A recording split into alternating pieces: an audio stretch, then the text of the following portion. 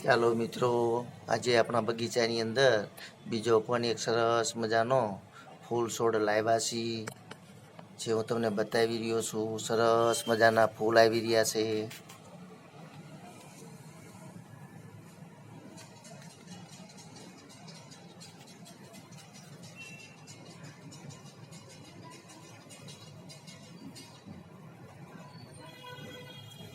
જે 12 માસીનો છોડ છે મિત્રો. સરસ મજાના જે ગુલાબી ફૂલ આવી રહ્યા છે આપણા બગીચાની અંદર. બીજા પણ 12 માસીના 2-3 છોડ છે.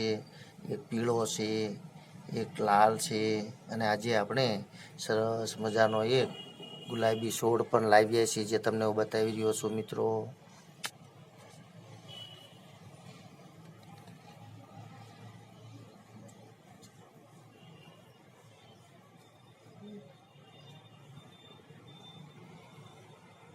સરસ મજાના ફૂલ તેની સાથે આવતા હોય છે, જે આપણને જોતાની સાથે વાલા લાગી જાય છે મિત્રો. ચાલો તો હવે આપણે રસોડામાં જઈએ અને સરસ મજાની રેસીપી બનાવવાની છે, જે હું તમને બતાવીશ મિત્રો. પૂરેપૂરો વિડીયો જોઈજો. બીજા પણ આપણે ફૂલ છોડ જે લાવેલા છે તે પણ હું તમને પછી બતાવીશ મિત્રો.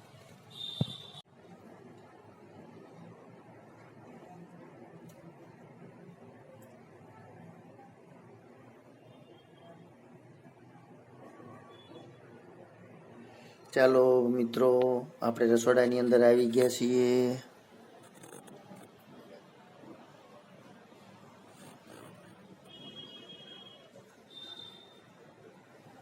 આજે હું તમારા માટે સરસ મજાની રેસીપી લઈને આવ્યો છું મિત્રો. પૂરેપૂરો વિડીયો જોઈજો.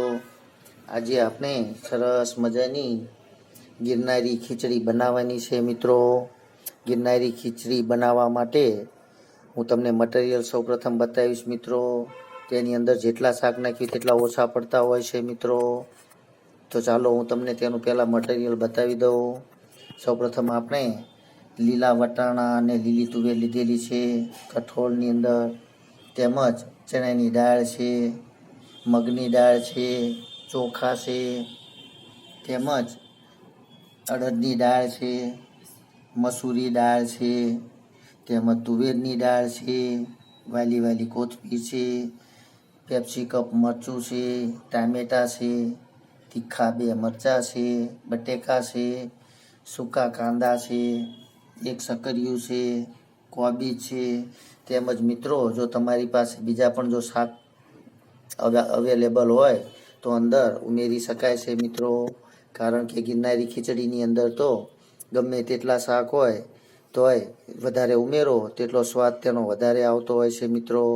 તો ચાલો આપણી પાસે જેટલા અવેલેબલ શાક છે તેટલા અને કઠોળ ઉમેરીને આજે સરસ મજાની ગિરનારી ખીચડી બનાવીએ મિત્રો.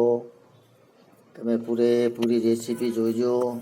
તો ચાલો આપણે સૌપ્રથમ બધા કઠોળને બાફીને તૈયાર કરી લઈએ. ત્યારબાદ દરેક શાકને કટિંગ કરીને ત્યાર પછી આપણે ખીચડી બનાવવાની શરૂઆત કરશું મિત્રો.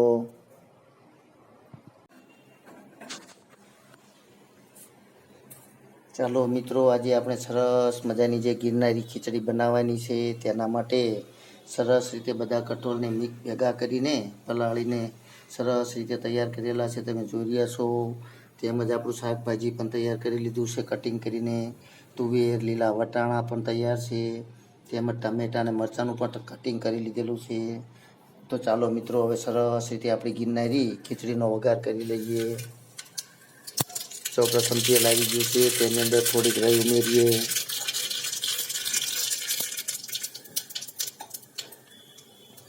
એક ચમચી હિંગ,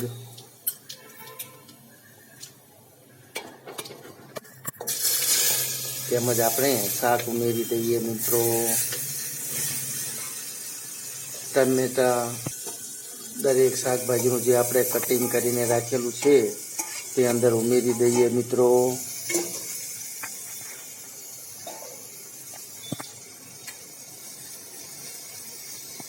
આજે સરસ મજાની જે આપણે ગિરનારી ખીચડી બનાવી રહ્યા છીએ મિત્રો.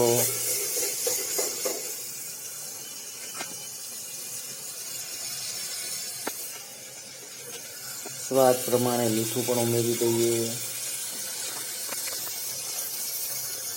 તીખું મરચું, મોળું મરચું, હળદર, ધાણા જીરું તેમજ ગરમ મસાલો પણ ઉમેરી દીધો છે મિત્રો. ચાલો તેને સરસ રીતે આપણો વઘાર તૈયાર થઈ જાય એટલે આપણે જે અલગ અલગ દાળ કઠોળની ભેગી કરીને રાખેલી છે તે પણ ઉમેરી દઈએ મિત્રો. આપણે ખીચડીને એકદમ ધીમા તાપથી સરસ રીતે પકવવાની છે મિત્રો. ચાલો તો હવે તેને શાંતિથી એટલે કે ધીમા તાપથી ખીચડીને પકવી લઈએ. ત્યાર પછી હું તમને બતાવીશ મિત્રો. ખીચડી થોડીક પ્રમાણમાં ઢીલી રાખવાની છે, કડક કરવાની નથી મિત્રો. માટે પાણી થોડુંક વધારે ઉમેરવાનું છે.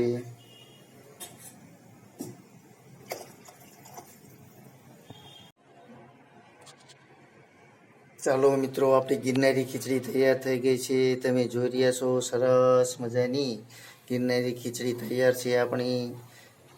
તો ચાલો પછી હું તમને બતાવું. તેની સાથે સર્વ કરવા માટે આપણે પાપડ પણ તૈયાર કરી લઈએ મિત્રો.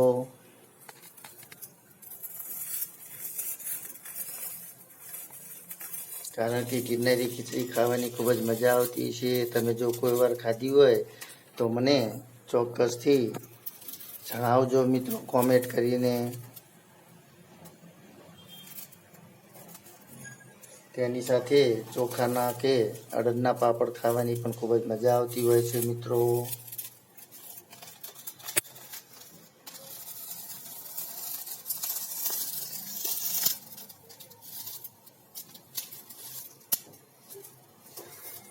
ચાલો મિત્રો, આપણે હવે સરસ રીતે આપણી ડીશ તૈયાર કરીને જમવા માટે બેસી જઈએ.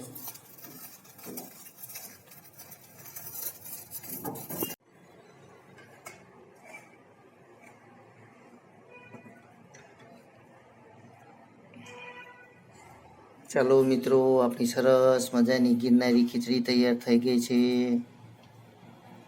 તમે જોઈ રહ્યા છો. તમે પણ કોઈ વાર આવી સરસ મજાની ગિરનારી ખીચડી બનાવજો મિત્રો. આજે આપણે આપણા બગીચાની અંદર બેસીને જ ગિરનારી ખીચડી જમવાની છે મિત્રો. તો ચાલો હું તમને સરસ રીતે આપણા બગીચાની અંદર પવન પણ સરસ મજાનો છે તે બતાવીશ મિત્રો.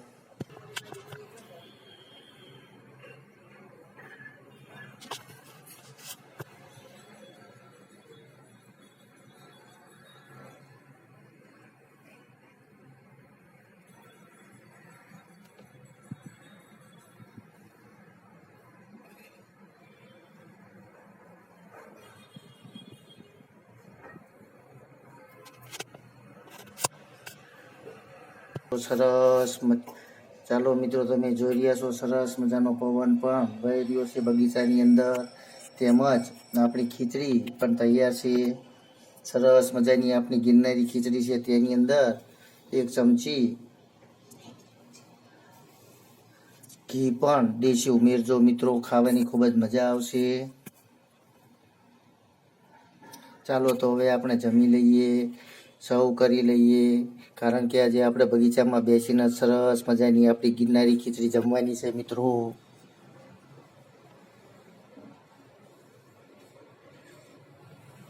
તો ચાલો હવે આપણે જમી લઈએ. તમને મારી રેસીપી કેવી લાગી મિત્રો? તો ચોક્કસથી જો તમને મારી રેસીપી પસંદ આવી હોય તો લાઈક કરજો, શેર કરજો અને સબસ્ક્રાઈબ કરજો, કે જેથી કરીને હું તમને બીજી પણ એવી રેસીપી બતાવી શકું મિત્રો. જય ગિરનારી, જય યોગેશ્વર ભગવાન, જય માતાજી.